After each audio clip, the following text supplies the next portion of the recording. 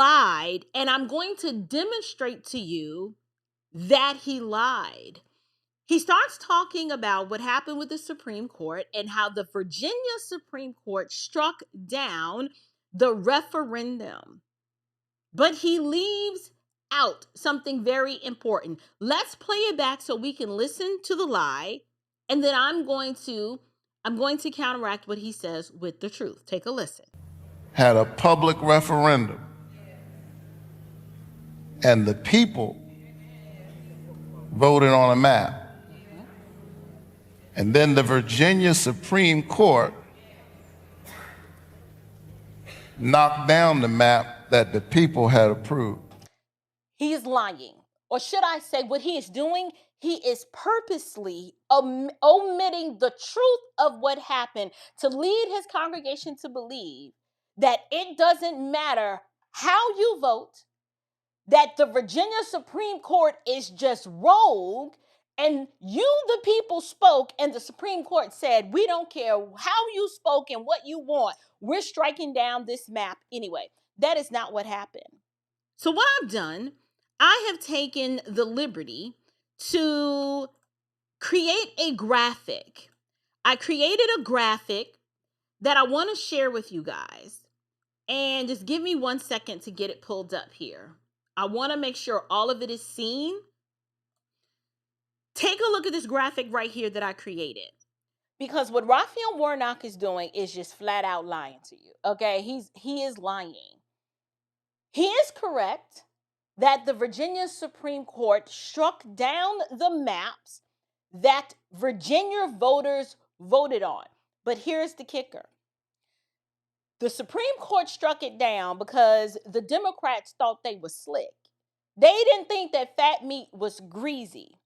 They attempted to pass new maps, and in doing so, they violated their state constitution. Let me explain. In Virginia, there is a legal way to redraw congressional maps.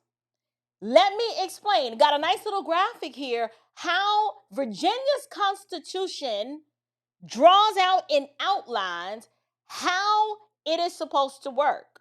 So, Virginia's constitution requires that a proposed amendment, before you can just start drawing new maps, you have to get your amendment approved by the General Assembly. Not once, but twice. It has to be approved with an election of the House delegates, and in between those two approvals is when the voters can vote on a referendum. It is genius the way the Commonwealth of Virginia has this set up, is because they want to make sure that the delegates that were chosen from the General Assembly have approved the measure. Then they bring it to the people, and then it gets it has to go. There is a 3-step process. So let's talk about it. First, they got to introduce the amendment.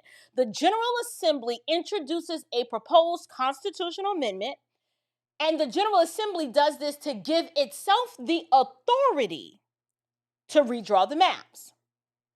After that happens, it has to pass in session 1 of the General Assembly. Right here, both the House of Delegates and the Senate must pass the proposed amendment. Step 3 is it goes to the House of Delegates for a vote. A general election for the House of Delegates must occur so that the voters can elect delegates who know that the amendment is on the table. Step 4 is it then they've got to pass it again in the next session. So they have to call another session in the next, or should I say in the next legislative session after the election. Both the House and the Senate must pass the same amendment again. This is the checks and balance that exists in the Commonwealth of Virginia before you can just start redrawing maps. Then, after those steps are done, the referendum is put on the ballot. The amendment is placed on the ballot at the next general session, And then the people vote on it. And then once the people approve the amendment with their vote, it becomes part of the Virginia Constitution. So this is what happened. Democrats, like I said, realized that they didn't have enough time for this to happen. And so they thought they were going to be slick and like, you know what, we're not going to pass this in a General Assembly. We're not going to do all of that. We're just going to put the referendum on the ballot, lie to the people and be like, we got to get this done now. And then hope that hope that nobody else challenges it and that it'll just pass. So the truth of the matter is Democrats had a legal road. They just didn't stay on the legal road because they're Democrats. All they do is lie. It makes it clear there was no deadline to introduce the amendment. However, the timing matters. It must happen before voting begins in the next House of Delegation election. This election is the intervening election that is required by the Virginia State Constitution. It must be the same amendment as in session 1. And it needs a majority vote of the people to be approved. Then and only then can the General Assembly legally redraw congressional maps under the new authority. So here's the problem. The Democrats, they passed the amendment in session 1 after early voting had already begun in the House of Delegates election. That means the election in between the two votes was not valid under the Constitution. Essentially, they tried to, what does it say? Fast track the process to get the new maps in place before 2026. That is not the proper way. What they did was unconstitutional. Essentially, the referendum was illegal. Did Raphael Warnock mention that? Did he say anything about that at all? No. He leads these people to believe that the Virginia Supreme Court is just rogue and that the will of the people who spoke in this referendum, which I believe was probably rigged anyway, and we saw some other Weasley ways that they were trying to rig this, he wants you to believe that the Supreme Court was like, we don't give a darn what you people want. We gonna strike it down. Did you see how Satan is so deceptive that this man, in his pastoral capacity, and who is serving bivocationally as a U.S. senator, just lied to a whole congregation full of black folks, because this is what they do. They are so desperate for power, and his ecclesiastical mandate, which he does not have because he's an illegitimate pastor, is tertiary and sits subordinate to his role as a political figure. This man is not just a U.S. senator, but he is a Marxist. And he is a functional atheist. He is simply using the pulpit for political purposes. I mean, it's what Democrats have been doing for decades, and they learned it from Martin Luther King. Martin Luther King tried to take over the National Baptist Convention for political purposes, because where else can you go to get access to that many black people all in one place around some shared common values? The church.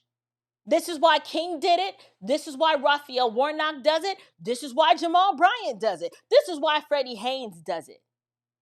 All of these black pulpit pimp, Marxist-minded, melanated Negroes, don't forget that part, they use the church for political purposes. These are not men of God. These are not faithful shepherds that are expecting the unfading crown of glory when they, these are not faithful shepherds. That's the point that I'm trying to make. What the Virginia Supreme Court ended up saying was, listen, y'all know better than this. The Constitution requires the first vote to happen before the election begins. They didn't do that. And so because the Democrats waited until voting had already started, they violated the constitutional process. It's amazing how the people who are always screaming democracy are always the first ones to violate the Constitution in the first place. They violated their own state's constitution. And so therefore, the referendum was invalid and the maps could not be used. The bottom line, Virginia has a process. It is not optional. You cannot circumvent that process simply because you see that the time is running out and the midterms are upon us. If y'all wanted to do this, you should have started this process 2 years ago. You should have started 2 years ago. You started too late. That is not our fault. That is not our problem. And the Supreme Court was like, look, you do it the right way, then it is the people spoke. But that's not what happened. So here's the deal. At the end of the day, the Democrats had a legal road. They just chose not to stay on it. They could have introduced the amendment early enough, passed it before the election process started, let the voters elect delegates with full knowledge of the issue, and then passed it again in the next session, and then sent it to the people for a referendum. But instead, no, they tried to rush the process to get a Democrat-friendly map in place for the 2026 midterms.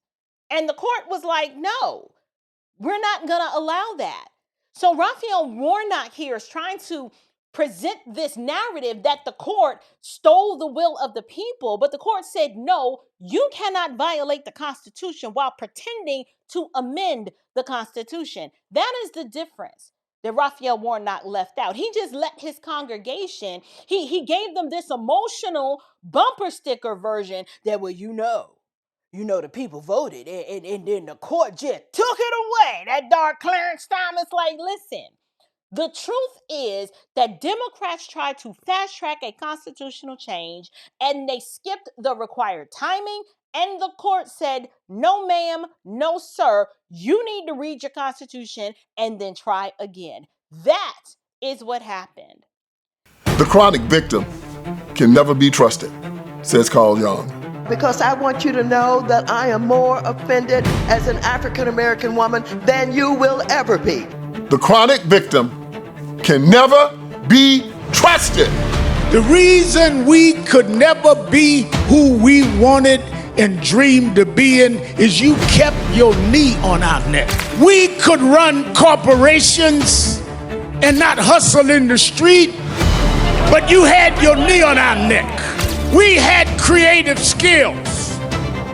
We could do whatever anybody else could do, but we couldn't get your knee off our neck. The chronic victim can never be trusted. It's a cruel jest to say to a bootless man that he ought to lift himself by his own bootstraps. Stay on your knees. Stay on the plantation, boy. I've decided to be a free man. Slave is a choice.